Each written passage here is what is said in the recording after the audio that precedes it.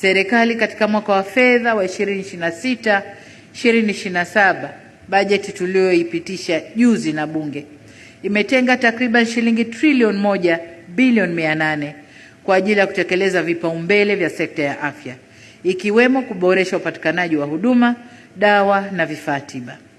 Tunafanya hivi tukitambua kuwa uwekezaji katika afya ni uwekezaji katika nguvu kazi ya taifa na ustawi wa familia zetu pia. Tunapoendelea na safari ya maendeleo, taifa letu linaanza utekelezaji wa dira ya maendeleo ya miaka 25 ijayo.